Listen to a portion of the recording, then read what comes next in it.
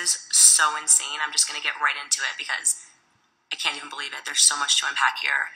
I guess I'll start from the obvious top, which is that I have been very outspoken in this COVID-19 pandemic. We are allegedly in a public health crisis. We are all survivors who have survived a very deadly pandemic and have had our lives fundamentally altered because of it.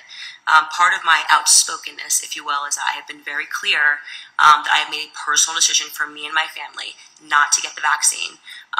Again, personal decision. I've never said to any person that they shouldn't do it. I'm a personal freedom person. So if you think that you examine your life and you think that the vaccines are good for you, then you should get them. And I have tons of friends that have gotten the vaccine, and I have tons of friends who haven't gotten the vaccine, and I have tons of family members who have gotten the vaccine and tons of family members who haven't, and it hasn't stopped us in any way from being friends or family. So that's always in my perspective.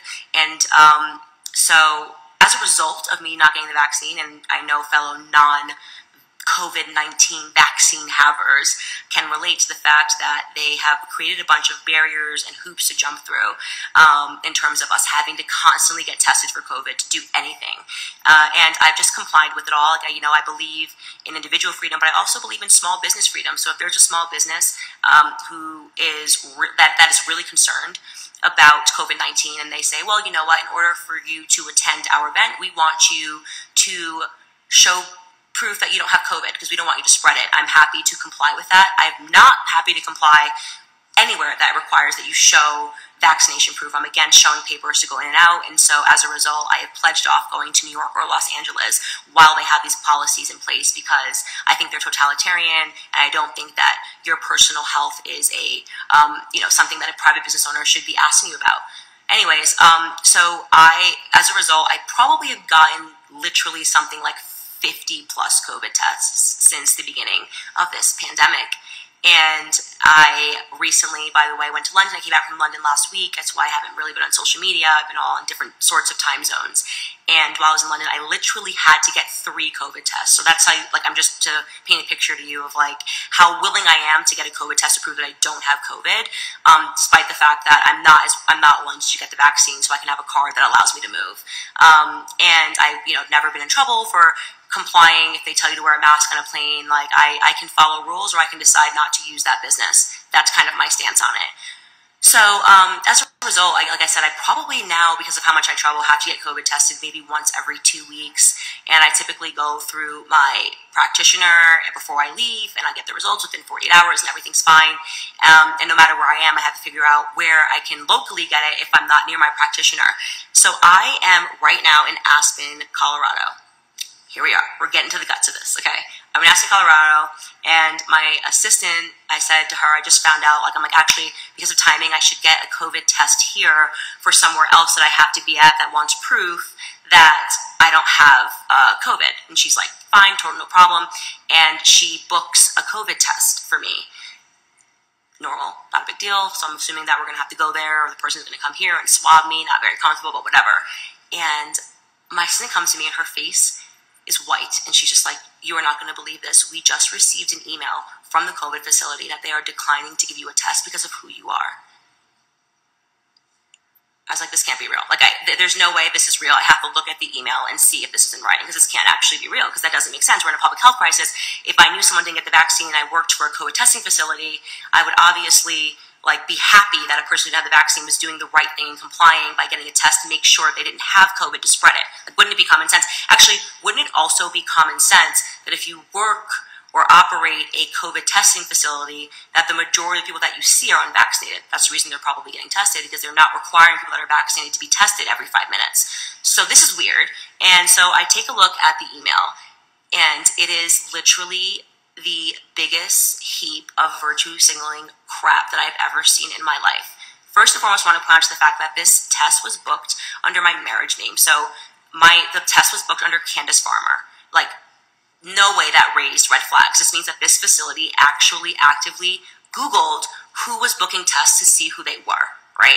And then they determined that, oh my God, Candace Farmer is actually Candace Owens. I'm not going to administer this test, and I'm going to write this virtue signal email. And I know a lot of people are saying, I don't know if this is legal. I have no idea. I don't know. I can't imagine it is. In a public health crisis, I can imagine it's legal, but there's also private business rights. I have no idea. So this is the email which came from, it's called like it's an Aspen COVID test. And the person that operates the facility is a woman named Susanna. And Susanna wrote my team an email, and this is what she said. I can't show you the email because I can't show her email address, obviously, because that would be considered doxing. So Susanna writes, I've just learned of this testing request, and as the owner of this business, am going to refuse this booking and deny service. We cannot support anyone who has proactively worked to make this pandemic worse by spreading misinformation, politicizing, and actively dissuading people from receiving life-saving vaccinations. This is my favorite part of the email. She writes, the only other local testing option is the free kiosk by City Hall. They mail their tests to Texas and have inconsistent result times. Do not take appointments, so it's walk-in only midday weekdays in their back alley. So basically, like, she's only saying that she's not going to give me tests, but she's like, and haha, good luck ever getting one, because I'm the only person. I have a monopoly in Aspen, and you can't even get one. Thanks, Susanna. Like the arrogance of writing that afterwards, being like, good luck getting one because I have a monopoly here in the mountains of Aspen, is like so typical leftist. And then of course, like as a leftist activist and someone who clearly does not care about public health, because if she cared about people in Aspen, like she'd be like, I hate Candace Owens, but thank God she's going to make sure she doesn't have COVID because she's here. And I want to make sure she doesn't have COVID and she's not walking around with it. Then she ends it by saying, of course, pat on her own back, my team and myself have worked overtime to exhaustion, unpaid and underpaid this past year, spending our own capital to ensure that our community remains protected. It would be unfair to them and to the sacrifice that we have all made this year to serve you.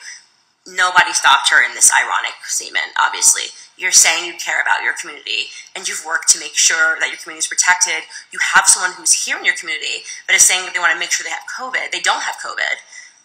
And you're declining the test. So basically, she would rather Candace, who she knows is unvaccinated, walk around Aspen unsure if she has COVID-19 because she needs to make a moral statement that unvaxxed people shouldn't even be allowed to test for COVID. Susanna, this is beyond stupid. I can't even unpack the layers of stupidity. She accuses me of politicizing the virus while writing an email saying I'm politicizing the virus by declining to give you a COVID test. Like, she's literally saying I'm politicizing the virus because I don't like your politics, and therefore I'm not going to allow you to comply with our local COVID measures. Think about that. Right? So in this scenario, she is receiving a Candace Owens that is complying with COVID measures to get tested to ensure, which I am not against, that I don't have COVID. If I knew I had COVID, I wouldn't want to jump into a public setting because even though I'm not afraid of COVID, somebody who's 90 years old and at risk may be terrified of COVID, and they may want to make sure that people aren't willingly diving in, into an event and with COVID. So I'm okay to just say 1,000 times every 2 weeks that I still don't have COVID, I don't know where to catch this thing. Maybe COVID's racist. Maybe Susanna's racist. I don't freaking know. I don't know. The last time a white Democrat refused a black person service and said it's because I don't like your thoughts and ideas, we were in the Jim Crow era. But here we are, and we're actually in Aspen, Colorado, and Susanna wants you to know that she will Google you. This virus is not political, but she's Googling people that are signing up for tests to make sure that their politics align with Susanna's. Like, yeah, welcome to the public health crisis. Don't worry, guys, it's not political. Unless it needs to be political, then it's not political. But unless they need to make sure that it's political. So, yeah, Susanna from Aspen COVID Test. I wanted to share the story because I think that I have been very vocal in telling you that to the left, this virus is something to be politicized.